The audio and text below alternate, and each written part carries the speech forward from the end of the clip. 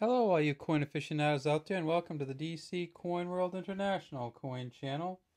And so right now we're looking at about $20 worth of quarters. I know you're saying, well, there's only 6 of them, so face value $1.50. What's so special about them? Well, there's a few things special about these quarters. And the first is their year of mintage. These are all 1964 quarters.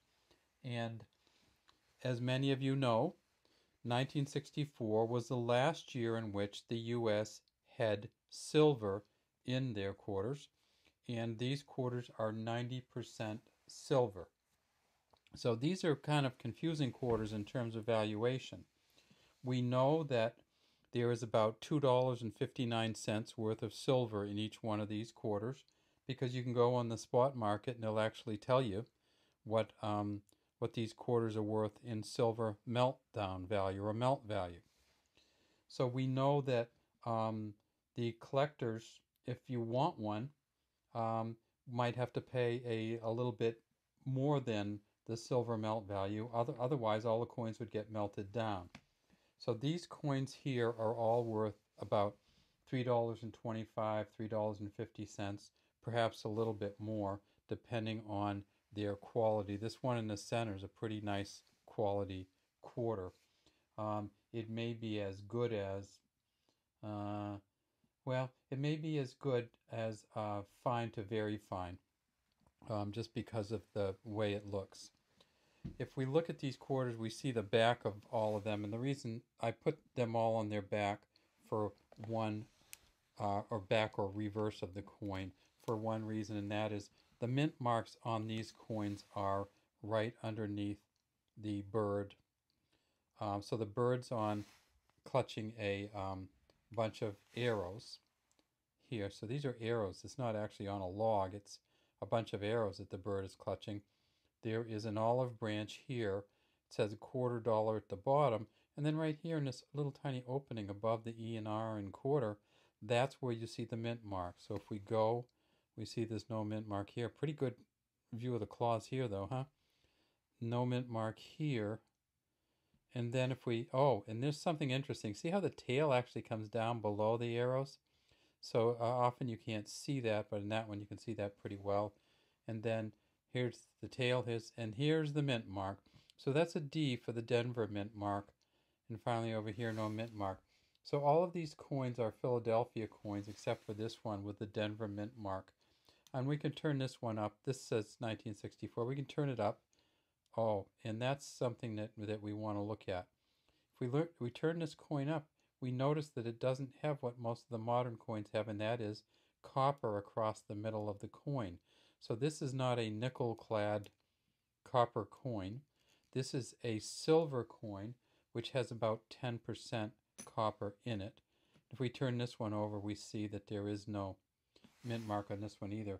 But this is extremely well-defined coin here. So let's take a look at it. It says United States of America up here right above the eagle's head, and actually really crowding out the eagle's head a little bit. It's funny how they just shoved all that in there. It says E pluribus unum. We see the eagle and the feathers coming down. We see the clutch of arrows that the eagle is holding. And we see the olive branch here, and it says $0.25, and the feathers come way down on the sides. So this is a pretty fine looking coin, and the 1965 coin looks pretty much exactly the same, except it says 1965 here. And on the front we look and we see it says Liberty and In God We Trust. It turns out that from about 1950 something on, 51, 52 on, all of these coins are worth about the same amount, and that is 50 cents to $1 above melt value.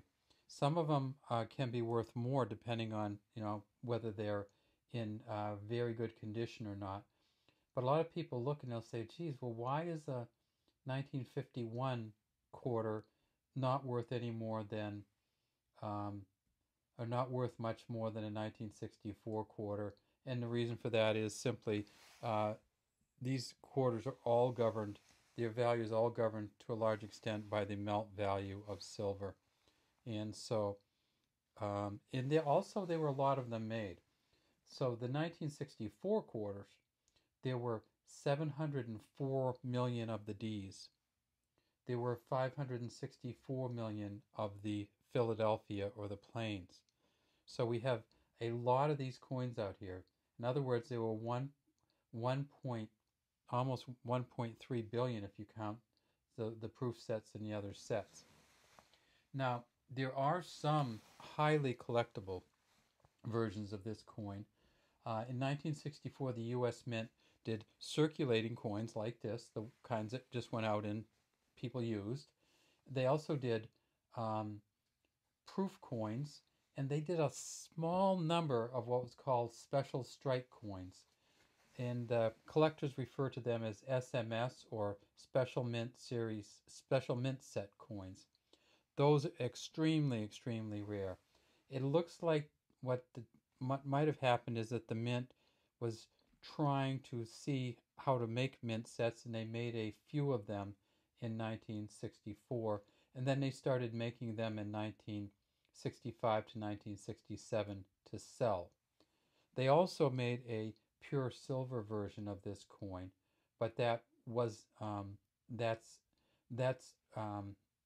a proof coin that's not in general circulation, so you're not going to see that outside of an envelope or outside of being in an encased state generally, because no one would ever, it would make no sense to take it outside of that.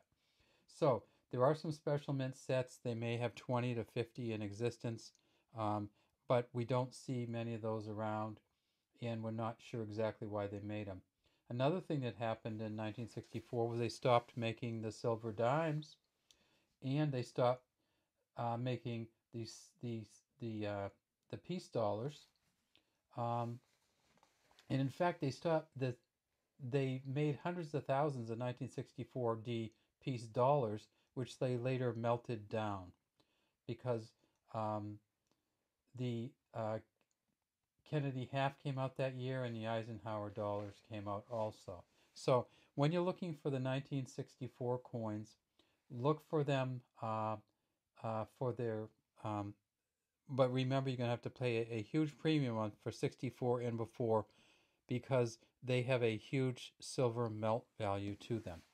All right, have a great day from the DC Coin World International Coin Channel, and please feel free to leave a comment in the comment section if you like something or dislike something about this video, and we'd love to have you subscribe if you love US and world coin videos.